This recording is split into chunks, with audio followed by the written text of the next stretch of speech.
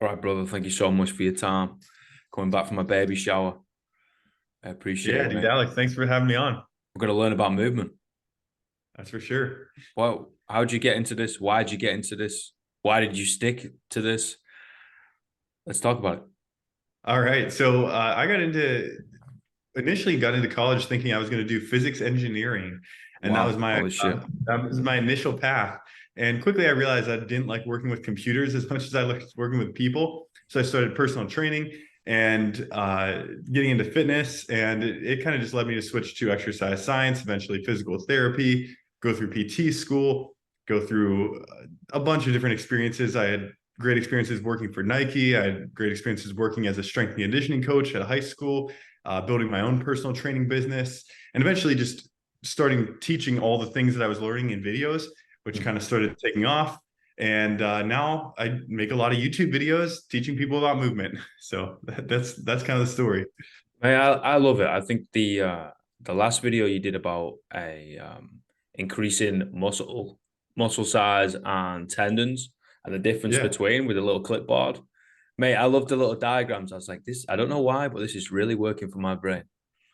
Yeah, we try to make like, a lot of my recent posts have just been like iterations on like ideas that have essentially just gotten more and more easy to digest, I think, for people because training concepts can be kind of confusing, especially when you get into like tendon loading protocols and uh, differences between collagen synthesis and healing timelines and how you space out training and uh, all the different parameters that you can train with elasticity and stiffness and Young's modulus and all these things can be very overwhelming. But I try to kind of simplify all that into like more easy to understand protocols for people to grasp and start training and getting strong tendons right away. So that's kind of been what I've been working on recently. I love it, man, because let's be honest, the average Joe wants to know why, but they don't really want to know the whole in depth. It's like just leave the science to the side, but tell me why and tell me to a 5 year Yeah, year old so I can understand. And I think it's yeah. great, man. It's making independent athletes. They should know a little bit. So if we dart off and go somewhere else, boom, they can still help themselves out. And I think it's the same with the general population, man. Like I think we're in a quote unquote health crisis for a reason because a lot of people are ignorant towards it, right? It's like if we just teach them a little bit, teach a man a fish rather than give a fish, Hmm. I think we're going to be in a better position, man.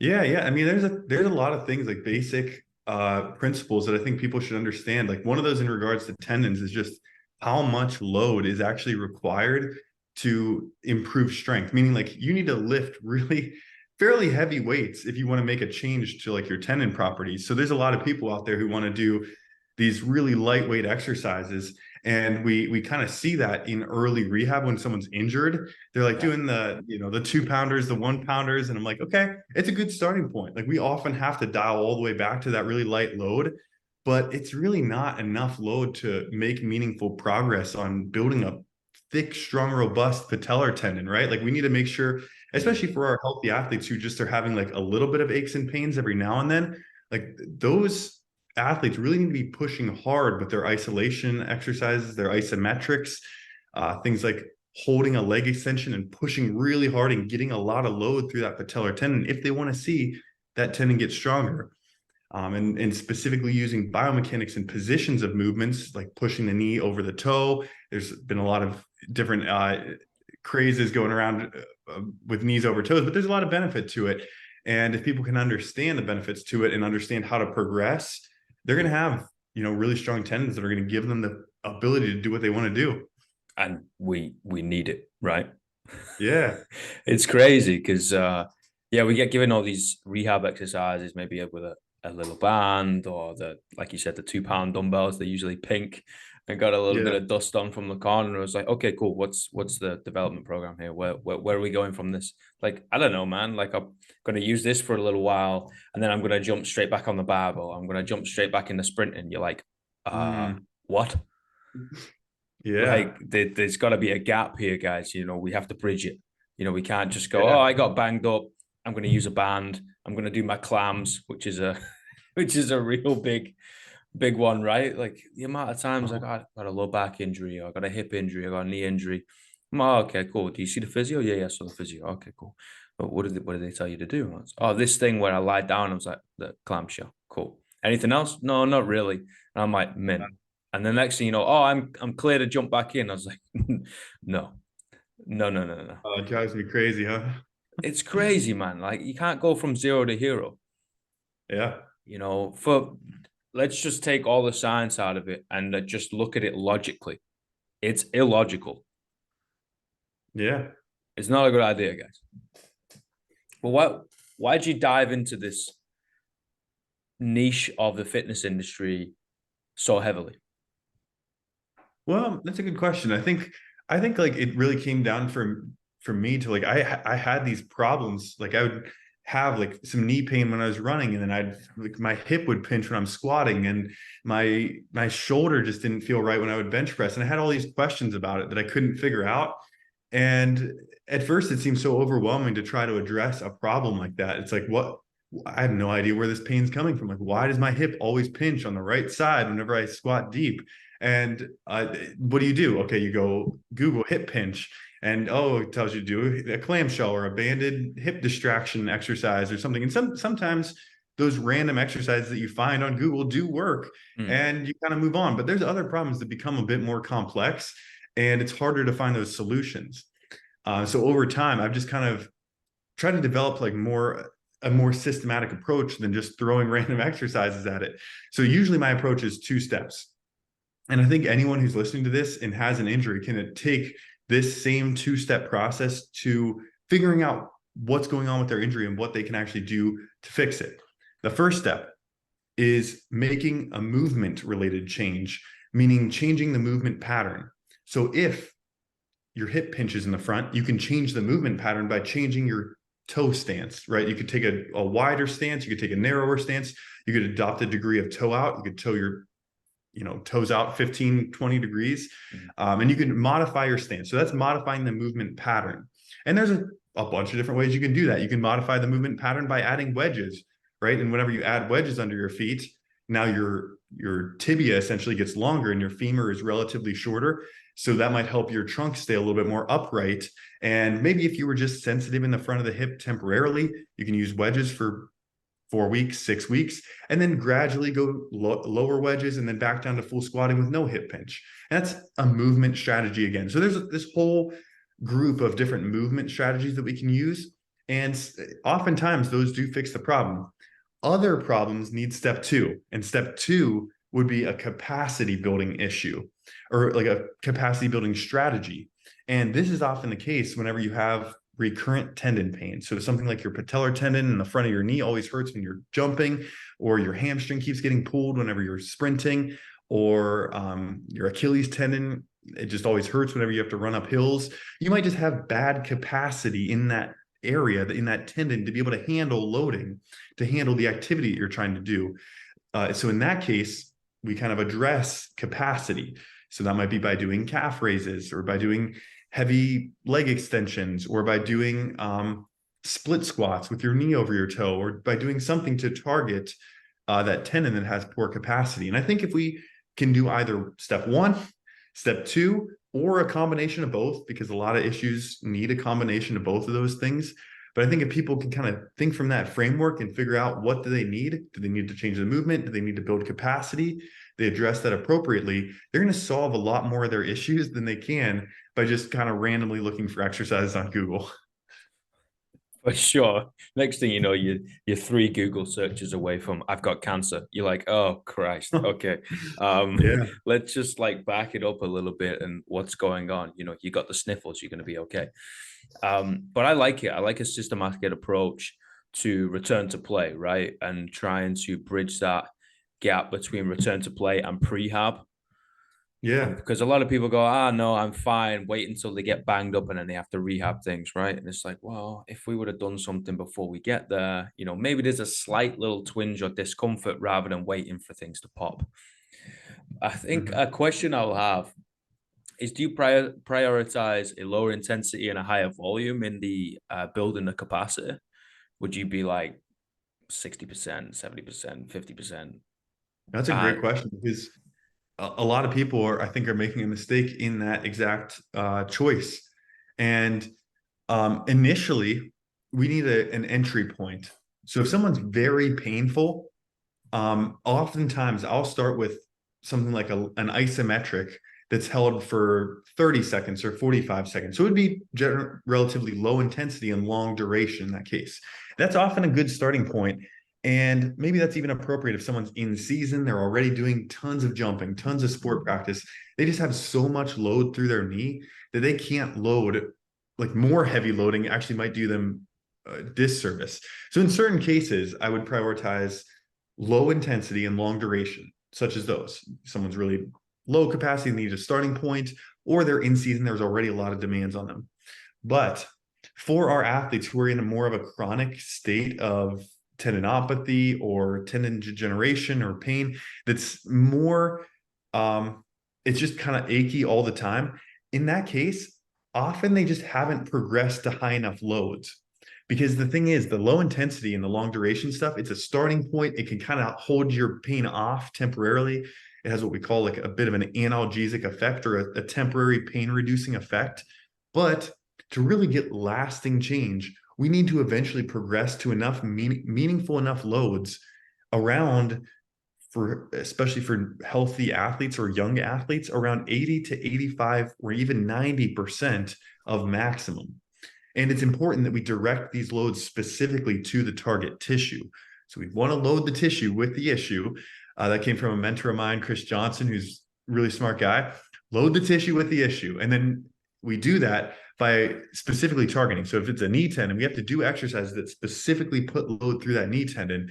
And maybe even something like a leg press. It seems like it's putting a lot of load through there, but like we probably want something even more isolated, like that leg extension isometric, a Spanish squat, a split squat, something where we can really put it directly through that tendon. Because even if we go 90% or 100% on our leg press really heavy, that load is spread out through the glutes and through the hamstrings and through the knee. It's not directed at the tendon that we want. So it's important that we direct, especially for our athletes who need to get this high level exposure and high level tendon remodeling, we direct that load directly to the area we want and at a meaningful enough load that it's going to make a positive change. Wow. Would you measure that subjectively?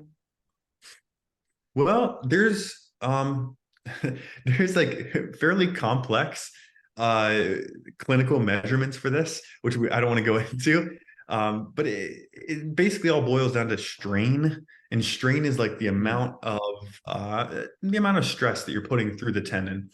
And if anyone cares from a clinical measurement, that's like 3, 4, 5% strain. But that doesn't really mean anything to us as like a trainer or as like someone just like lifting weights, because it's really hard to measure that without more sophisticated clinical tools. Yeah. So practically, that typically relates to around 85 to 90% of your maximum load.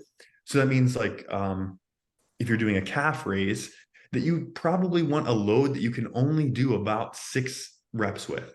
So if you're picking up, I don't know, a 50-pound dumbbell and doing a single leg calf raise, but you could do 15 reps, that's probably only closer to like 60, 70% of max. You probably want to get a 60 or a 70 in your hand to the point where you can only do 6 or so full repetitions to get enough load through that tendon. Because a lot of people just do those high reps and they do them over and over again. And we don't really get to the strain through the tendon that is required to really get that significant remodeling response and get a lasting change. I find it fascinating, man, because I've been rubbing shoulders with a lot of strength training athletes for a while now, and a lot of the time it's trying to get them to reduce the load a little bit and do more work Yeah. capacity stuff. And guys, you have to do something above 3 reps. Like we need to do more Yeah. work. But I think on the other end of the spectrum, I've neglected it a little bit in the sense of a lot of people are quite comfortable squatting, for example, post injury or pre injury, we can squat and we'll do 15 comfortably, rack it, and look at you, be like, yeah, that was tough. And you're like, no, it wasn't. Like, you're not cross eyed, you're not sweating, and you certainly ain't shaking like a shitting dog, right? It's like, that weren't difficult, mate. Let's get some more weight on. And Yeah. a lot of the time, people are scared to lift heavy weight. Like, Yeah. I'm going to break. It's like, Well, no, you're gonna be all right. I'm not putting 500 kilos on the bar and be like, figure it out. It's Mm. slow increments, right? And I think it bridges into the psychology side as well. As we need to get the required stimulus physiologically. Then we got to then Yeah. end up talking to these young athletes, old athletes, ourselves, and try and get them under these loads. How do you do that, man? Well, that can be a real challenge, especially for the groups that are most at need of the heavy loading. So the one that comes to mind in my experience is like young runners, especially young female runners who are potentially going to be at high risk of stress fractures and other bone stress injuries, especially as their training volume goes up. So we're talking about like middle schoolers and high schoolers, age 10, 12, 14, 16 years old in this important time period where their bones are getting stronger. Running is great, but it's not quite the same stimulus for bone mineral density as lifting a heavy weight. So if we can get that heavy weight stimulus to them, it's really important, especially at that critical stage, because at 14, they might be running 20 miles a week or 25 miles a week, but they are going to probably progress to high school, college, and marathon training. And who knows what else they want to do 10 years down the road. And they might be running 60 miles a week, 70 miles a week. So we really want to build that bone structure up. And it's difficult to communicate this sometimes because of some of the stereotypes surrounding weightlifting and potentially having a negative effect on performance if athletes get bulky or they build too much muscle mass, which typically isn't a huge concern. In reality, like especially when we're loading very heavy, that's more of a neuromuscular stimulus anyway. Um, so that conversation, and I'm not an expert at it by any means, but I've had it a few times, and typically, it comes down to like building out a progression that they're comfortable with, an entry point that they're comfortable with. So if you have to start at body weight calf races, that's fine. Like that we want their Achilles to get to the point where they can handle 5 sets of 5 or something like that, really heavy, slow, controlled reps. But we might need to start at 4 sets of 15 or 4 sets of 20 where they're comfortable, and then just progress over time. And maybe we work in plyometrics to this also, because that's a unique stimulus there where we're getting a lot of compressive loading just from the calf muscular contractions. And that's actually a really important thing for just preparing and avoiding shin splints. A lot of people think shin splints is a muscle issue with the anterior tibialis, but it actually is more of a bone compressive issue. We can get into that if you want to, but there's a lot of great benefits to getting into this loading. It's just having that conversation and making a plan, a progressive plan, so that way we can get people to it. Oh, I could talk shop all day, honestly. Like I find it fascinating, and you know, I was reminded back to a time where I was doing the weight-based room stuff for a swim club, right? And we had Mm. everything from 7 to 19, so it was a big disparity in age group, right? But a lot of the time, it was trying to break the mindset of the parents, for one. They're usually the pain in the ass, but also the coaches on the pill side. It's like, all right, they need to do some land training. I was like, okay, no problem. Like we can do some land training. I'm kind of the weight room guy. All right, man. Yeah, yeah. Just get them doing shuttle sprints and like burpees and stuff. And I was like, why? Yeah. Oh, well, because they need to get fit. I was like, mate, they're doing 16 sessions in a week. Each Uh-huh. session is at least 90 minutes long, 2 hours, 2.5 hours long. Like Yeah. these kids don't need any more aerobic nor anaerobic. They just need a lift. They need to be able to squat, press, pull, move around. We Yeah. actually need them to be a little bit more robust. We need Yeah, no, to, that comes down to like if we think back to like the movement pattern and capacity strategies, like they're probably lacking capacity and bone density and tendon capacity, especially.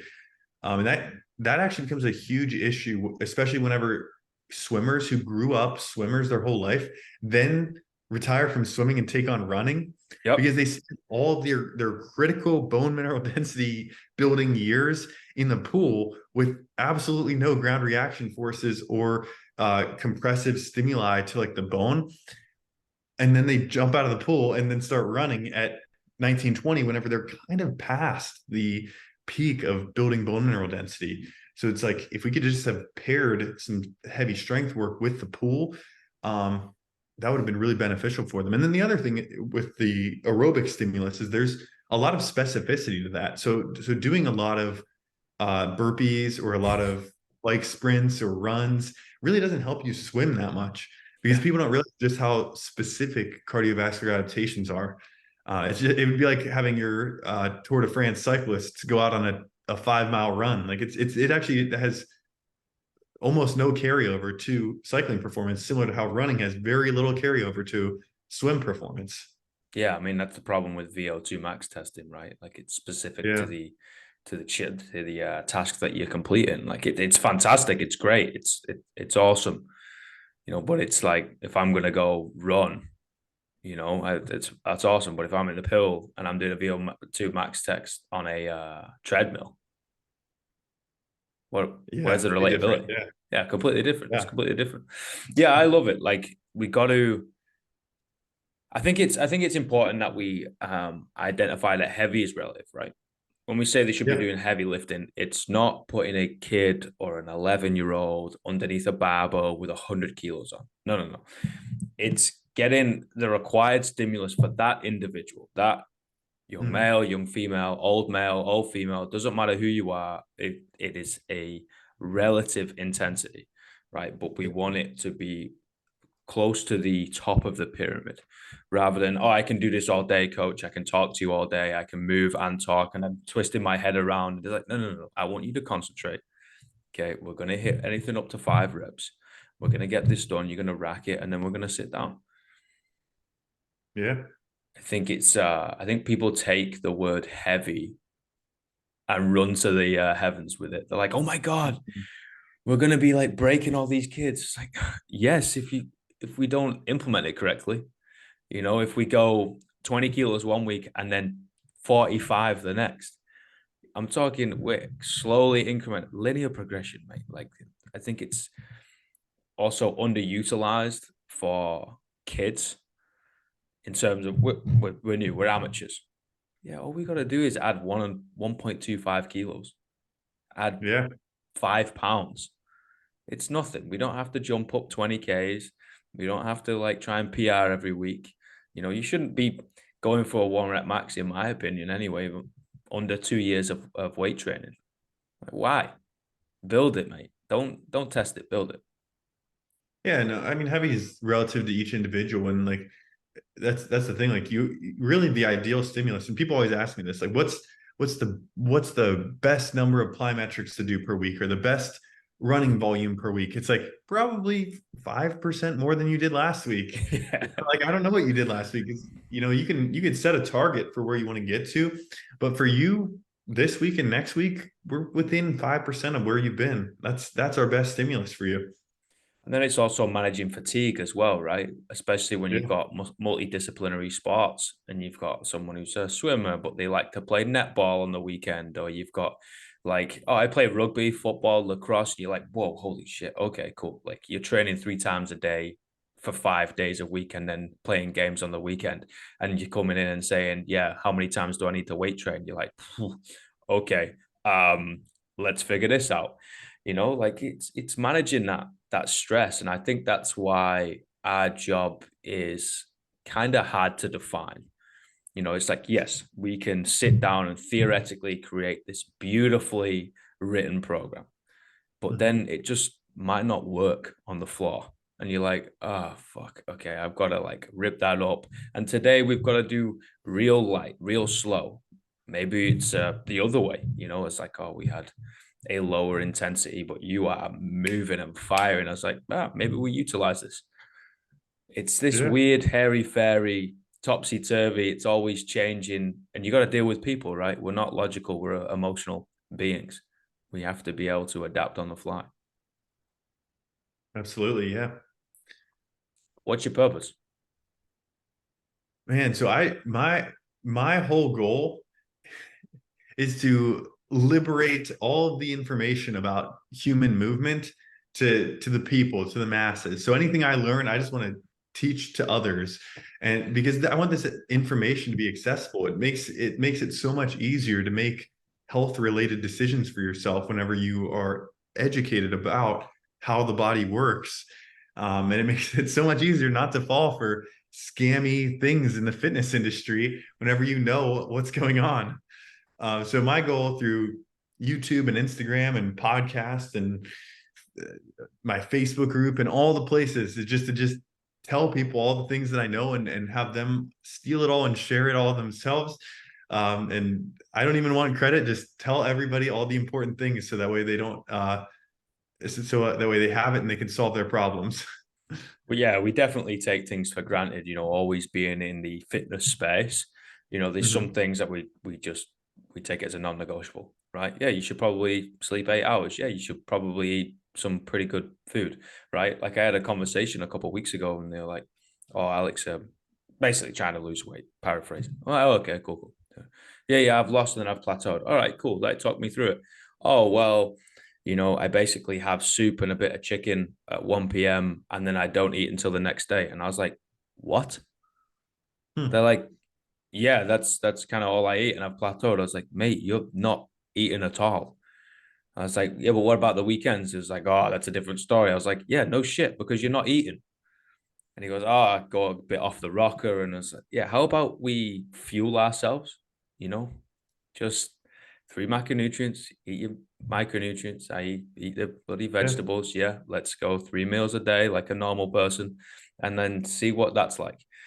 Comes back in 2 weeks later. Oh, when you eat 3 meals a day, you feel so much better, right? And I'm like, yeah, like what, Simple stuff. where did this come from? We Hmm. don't put fuel in the car. I was like, why is it not working? Yeah, simple Yeah, stuff. go to the petrol station. Yeah, and I think we've taken that for granted, and it's the more conversations we have in its simplistic form, I think sports scientists are unbelievable. They create all these studies, they've done all they've unbelievable. We need all that. And then we also need the people in the middle that can filter that down to people like myself, who's a little bit, Yeah. not had too many knocks to the head, too blonde, and just like to figure it out on the fly. And you're like, all right, Matt, what's going on? You're like, right, this is what we need to know. This is what you don't need to know. I was like, cool. And then I can relay it to the people, right?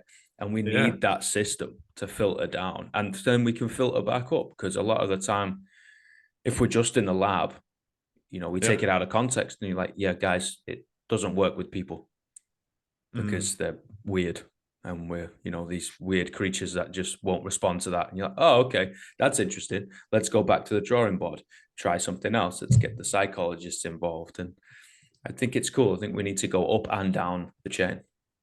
Yeah, I think like people should be happy with wherever they're at in that because there's, people who are just kind of I think envious of people all at different positions. Like Yeah, the person who's just getting into this and they just have a little bit of experience as a personal trainer. They're like, man, I wish I was like the expert and I knew everything. But you, as someone who just got into this personal training thing, have a unique perspective in that you can relate very well to the mindset of people who are similar to you just getting into this. And there's a lot that I could learn from someone who's has 6 weeks of experience in personal training, right? And then we need the experts who've kind of gone too far to be able to communicate back to uh, the other people because they need to talk amongst themselves and really figure out the complicated stuff. And we need people all the way in between to filter down. yeah, I love it, man. I think of the fitness industry as one huge business, and it's like Yeah, we need everybody for this thing to work, yeah, because the people are out there and we're just in the same building of like, right, how do we do this? I was like, well, we're going to look up to C-suite and the CEOs and all the crazy stuff. Yep, cool. And then we're going to look down to the janitors and be like, what orientation do we need the hand towels? I was like, oh, yeah, well, this way. I was like, cool. What does it look like with the people? And yeah, I think that's beautiful of accepting and being okay with your part in that, right? I always think back yeah, to gyms aren't in competition, they're in collaboration. If we write down the number of gyms, every single gym in the world, and then we write down next to it the number it would be at capacity, 200, maybe 1,000, whatever. We add all those numbers up together. Guarantee you it's not 8 billion. So we still got work to do. We're not yeah, in competition of each other. Like we're all out to help someone. And if I'm the wrong person. I will gladly, hey, there's a gym down the street. Let's go there. I'll show you. Like, I'll lock up. Let's go show you now. Like, no problem. Like, as long as somebody's getting helped, it's all sweet, bro. All right. Yeah, yeah. I feel you. I got three questions. Go for it. What's the greatest piece of life advice you've ever received? Oh man. I don't know. One that comes to mind just because it's fairly recent. I don't know if this is the greatest piece of life advice, but one that's been helpful. A helpful piece of life advice that I found is learn things just in time rather than just in case. Because I think so many people get worried about learning everything just in case they need it. But really, I mean, it's a lot of times more efficient if you can just kind of figure things out just in time for when you need it. Because if you're just hoarding all this information and trying to learn everything at once, it gets overwhelming for people. Just take things one step at a time, and then life feels a little bit better that way sometimes. I like that a lot, man. I've never heard that before. It Yeah. goes to like Richard Branson. He said, if you get an opportunity, say yes and figure out how to do it later. Yeah. Yeah. And Start it right where you're at today. yeah, And I think a lot of people would be less anxious and overwhelmed with all this stuff if they kind of took that approach of like, I don't need to learn just in case. I just need to learn just in time for what I got going on this week.